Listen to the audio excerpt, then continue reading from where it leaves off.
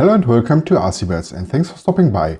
In the last weeks or month I showed the customization and the runs of my MN82 Land Cruiser.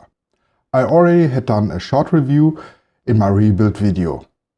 But you, my dear viewers, still got some questions, so I decided to do a big review. I wasn't sure how to sort all the informations or my experience with the MN82, so I think I waffle a little bit about the evolution of my journey with this car. And without further ado, let's jump right into it. You can get the car on Banggood or AliExpress in two colored versions, red and sand yellow. They also announced a Pro version in silver, but that I hadn't seen yet. By the way, MN painted the cars. It's not the original color of the plastic you see. The cost of the car are around 60 bucks and it's official licensed by Toyota. In the box there is a car, the radio, a charger and a battery. Lithium-ion, 7.4 volts, 500 mAh. Side note, I say it yet before I forget about this. And you only need 2 AA batteries for the transmitter to get the car go. There are also detailed parts coming along, like the glasses, the mirrors, a snorkel, the door handles, which all can be attached. All snap or squeeze in place. For the squeezing parts I recommend some glue. These parts let the car look more scale, but for driving they don't count. So it's up to you if you want to put them on the car or not. Like the stickers MN gives you for the car. You also get a highly detailed cockpit with the car, which is an extra pro. As an extra function, the car has headlights. The body of the Land Cruiser is highly detailed. The hood and the tailgate can be opened. Under the hood, the battery is stored. And all this for a very budget price of 60 bucks. And if you compare it to a 1x60 display model, which costs around 30 bucks, this is quite fair. Okay, everything on the chassis is plastic, and the electronics aren't waterproof. You cannot expect a crawler like the TRX4M or Axial's 24th for this price. The transmitter is very handy, throttle and steering as usual. Steering can be trimmed over a notch. On channel 3 the front lights can be switched. In addition there's a plate on the steering wheel of the radio. That's awesome. One-hand steering is just my thing. A little bit disappointing is that there is a spot for throttle dual rate, which is named ESP, and you see different percentages between 0 and 100%, but there's not a button or notch to use this. But they give you another button for the throttle rate and the car can be driven in 2 speeds. But for this, the car isn't so fast that you have to use it. On my easy calculations, the running time should increase in the low speed. There's no improvement in the torque. I guess just the voltage is lowered. I also ordered an upgrade kit for this car. You don't get this set on Banggood at this time, only the parts. On AliExpress you get the parts and some sets. But I also found some parts on Amazon. So it might take a little bit of search efforts, but I'm sure you find the parts you need. There are 3 colors for the upgrade parts: red, silver and black. I saw this too late and already ordered the red ones. But hey, the accent fits great to my car. In my set there were 4 wheels with metal rims, no bead locks, the front suspension with metal friction dampers, 2 metal axles, a servo horn and the steering linkages. Also they give you 2 metal drive shafts and the servo mount. A little bit con is the price of almost 75 bucks, which is around 25% more than the cost of the car. If you like to upgrade the car with these parts, I recommend to have thread lock at hand. Not too much, the screws are really tiny. I like to use Tamiya thread lock gale. Before you start upgrading, you have to know that the car uses Phillips screws all over it. I like these ones, but I also know that there's a big fan base of hex screws out there. You better use some clockmaker or PC tools. The screws are very small and the screwdrivers should fit exactly. For the disassembling of the car there is no manual. On the process, just watch and think. I also put the screws back into the threads, so I didn't get confused which screws belongs where. I wanted to take off the body for the paint, so this is my decision. It hasn't necessarily to be done.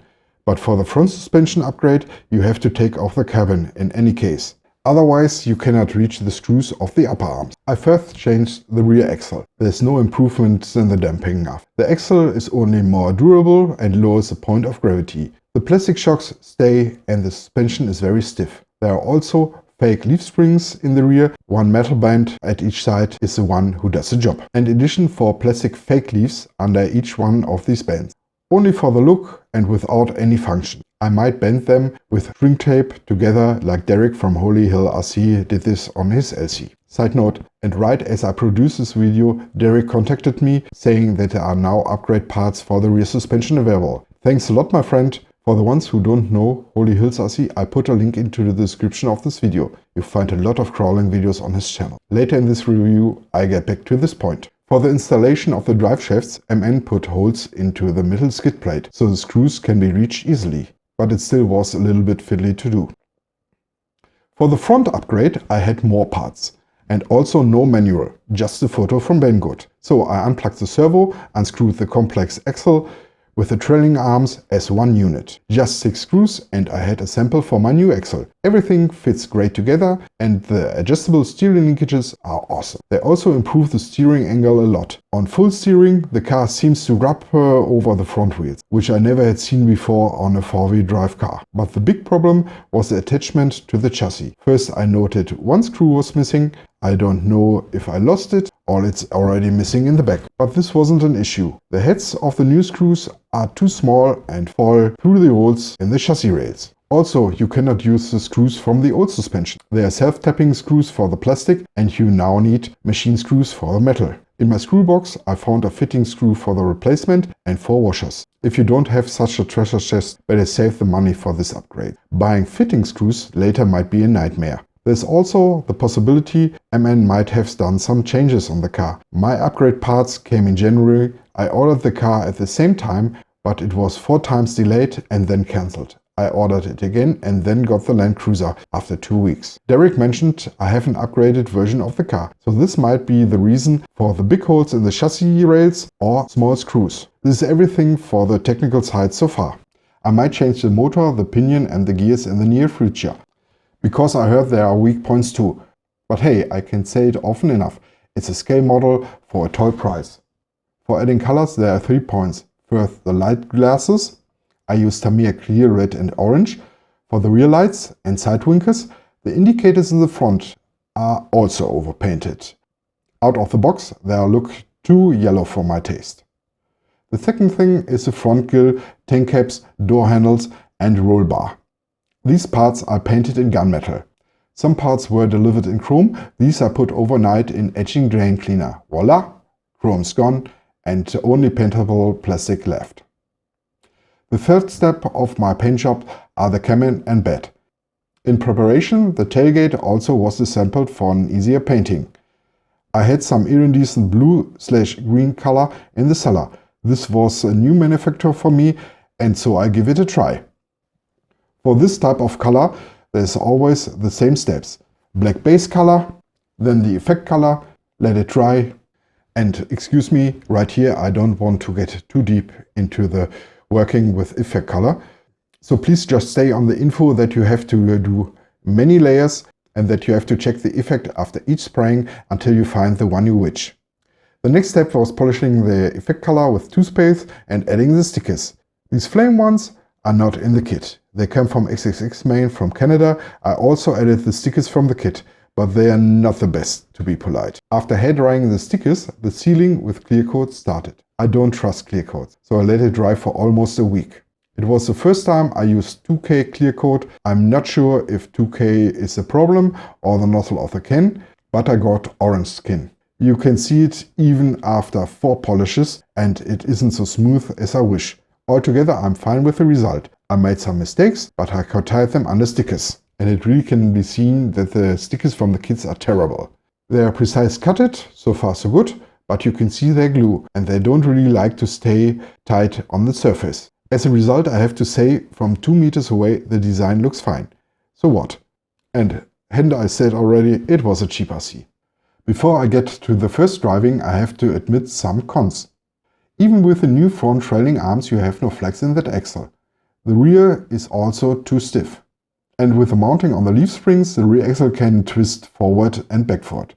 The next point is the hard body, which makes the truck very top heavy on running. But besides these things, it's a really amazing RC. With the 500 mAh, I ran it around 20 minutes on high speed mode. And the battery still had power. The MN82 took wet to grass and sand on a playground and even inclines without any issues. The speed is okay and looks scale. The one-hand steering works perfect. The improved steering angle helps a lot. and even the bumpy suspension is acceptable. It might roll over if you try to crawl too much. And the screws and drive shafts aren't stainless. So stay away from wet surfaces and dry the car after each run in every of its edges. And what stays at the end of the day?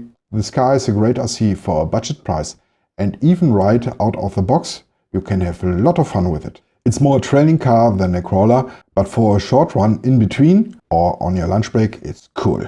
Also, it makes a good figure in the shelf, and for this purpose the original paint is fine too. For normal I would end this review yet, but I have to do a little edit. As I wrote the script for this review, Derek from Holy Hill RC contacted me. The upgrades for the rear suspension were released. I ordered the new leaf springs and the shocks for the rear. I also put a new motor and metal gears, including a shiny red metal gearbox into my car. So my upgrades for this car are now done. Okay, still I can change the servo or install a new receiver, but for me everything's fine now.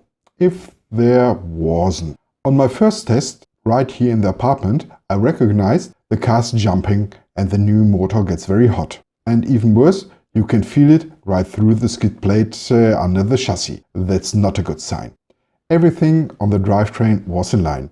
I think it's the motor. It looks more like a speed than the torque machine. So I changed the motor and the gears back to the original ones. At the same time I checked the grease inside the gearbox. And I found another advantage of the second or upgrade version of this car. It has a steel pinion, which is very great. The second issue I found out after my next run outside. The shock shafts unscrew themselves from the shock bottoms. I lost one of my front springs and a retainer, but unfortunately recognized it later at home. But this also proves how good this truck runs. I had to order a new front suspension set, which is annoying, because you have to order the complete set and not get spare parts. This mishap cost me 20 bucks. On replacing, I checked the other shocks too, and all started to get loose. So I secured the shafts with thread lock. Remember, I recommend earlier in this video to use thread lock? I never before had this problem with the shocks, and so I didn't thought about it in advance. I guess the shafts have to got stuck and unscrew themselves. Somehow strange how this could happen, but these are friction shocks, and it probably never will happen again to me. So this should be everything about my car. As I wrote the script for this video, I saw this review is a longer video. So if you stayed with me until here, I thank you for watching. And if you have some questions, the comment section is yours. And as always, please like, share and subscribe. See you soon on RC Birds.